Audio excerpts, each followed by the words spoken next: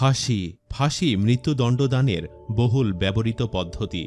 সব মৃত্যুই কষ্টকর, তবে ফাঁসির মাধ্যমে মৃত্যু কার্যকর করা যে কতটা যন্ত্রণাদায়ক তা বলে বোঝানো কখনোই সম্ভব নয়। যারা ফাঁসি দেন তাদেরকে বলা হয় জল্লাদ। জল্লাদ আসলে নিয়োগ দেওয়া হয় না, দীর্ঘদিন জেলপ্রাপ্ত আসামিদের মধ্য থেকেই জল্লাদ নির্বাচন করা হয়।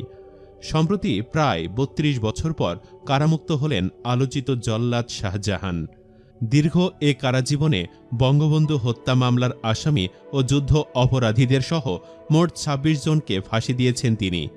কারাগার থেকে বের হয়ে ফাঁসির সময় আসামিরা কে কেমন প্রতিক্রিয়া দিয়েছিলেন এসব বিষয়ে কথা বলেন।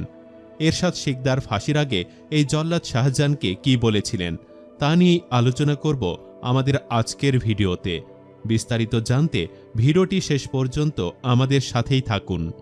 বহু হত্যাকাণ্ডের দায়ে খুলনা কারাগারে এরশাদ শিকদারের ফাঁসির রায় কার্যকর হয় ২০০৪ সালে ১০ই মে। তার আগে কয়েক বছর ধরে বেরিয়ে আসছিল তার হত্যা আর নির্যাতনের একের পর এক রোমহর্ষক কাহিনী। খুন করে এসেই দুধ দিয়ে গোসল করত এরশাদ শিকদার। অপরাধ বিজ্ঞানের দৃষ্টিকোণে সে এক বিরল চরিত্র। এরশাদ শিকদারের নৃশংসতা এমনই ভয়াবহ ছিল যে আস্তে ধীরে রয়ে শয়ে কষ্ট দিয়ে খুন করতেন তিনি। তার বরফ কলে যার ডাক পড়ত তিনি আর কখনোই সেখান থেকে জীবিত বের হতে পারতেন না। এদের অধিকাংশের লাশও আর খুঁজে পাওয়া যেত না। তাকেও ফাঁসি দিয়েছেন শাহজাহান। কুখ্যাত সন্ত্রাসী এরশাদ শিকদার ফাঁসির আগ মুহূর্তে তাদের প্রতিক্রিয়া কেমন ছিল জানতে চাইলে তিনি বলেন, এরশাদ শিকদারকে যখন ফাঁসি দেওয়া হয় এর আগে তিনি দাঁড়িয়ে বলেছিলেন, আমি জীবনে কোনো অন্যায় করিনি, আমার জন্য দোয়া করবেন। কারাগারে ফাঁসিতে ঝুলিয়ে তার মৃত্যুদণ্ড কার্যকরের আগে পরিবারের সদস্যদের সাক্ষাৎ পর্বে এরশাদ শিকদার তার স্ত্রীর উদ্দেশ্যে বলেছিলেন, শত শত কোটি টাকার সম্পদ রেখে গেলাম, আমার নামে একটা গরু কোরবানি দিতে পারলা না, তাইলে তো আমি বাইসা যাইতাম। আমার এই দুঃসময়ে তোমরা কেউ পাশে রইলা না। এরশাদ শিকদারের জীবনের শেষ মুহূর্তগুলো কেটেছে দৈন্য দশায়। তার রেখে যাওয়ার টাকা ও সম্পদ কেউ তার পেছনে খরচ করতে চাননি।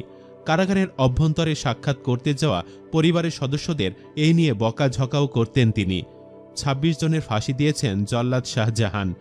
এমনই কি হয়েছিল ফাঁসির আগে আসামিকে দেখে আবেগ আপ্লুত হয়েছেন কিনা? এমন প্রশ্নের জবাবে তিনি বলেন, প্রতিটি ফাঁসিতে কিছু না কিছু আবেগ থাকে। মানুষ যত অপরাধী হোক না কেন, সে যখন মৃত্যুর মুখে তখন সবারই মায়া লাগে। আমি না হয় মায়া করলাম, কিন্তু আদালত কিংবা আইন তো ক্ষমা করবে না। তাই মায়া লাগলেও আইনের আদেশ পালন করতে গিয়ে ফাঁসি তো দিতেই হবে।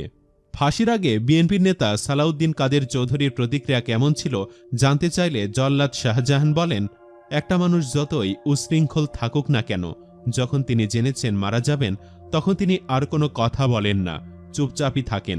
তিনি কারাগারে থাকার সময় উশৃঙ্খল আচরণ করেছে বলে জেনেছি, তবে ফাঁসির দিন তিনি কোনো উশৃঙ্খল আচরণ করেননি। তিনি জানতেন এখানে উশৃঙ্খল আচরণ করে কোনো লাভ নেই, আমাকে চলে যেতে হবে, তাই তিনি উশৃঙ্খল আচরণ করেননি, সুন্দর মতো চলে গেছেন।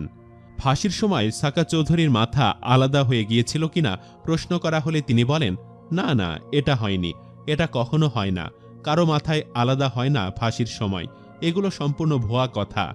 আসামির উচ্চতা ও ওজন অনুযায়ী ফাঁসির ব্যবস্থা করা হয়, এর জন্য ফাঁসির সময় কারো মাথায় আলাদা হয় না। শহীদ বুদ্ধিজীবী কন্যা শারমিন রিমা হত্যা মামলার আসামি মুনির ফাঁসির আগে কি বলেছিলেন প্রশ্ন করা হলে জল্লাদ শাহজাহান বলেন, মুনির ফাঁসির আগে বলেছিলেন, আমাকে একটা সিগারেট দেন, আমি সিগারেট খাব। উল্লেখ্য যে শাহজাহান ভূঁইয়ার জন্ম ১৯৫০ সালে ২৬ মার্চ নরসিংদীর পলাশ উপজেলার ইচাখালী গ্রামে।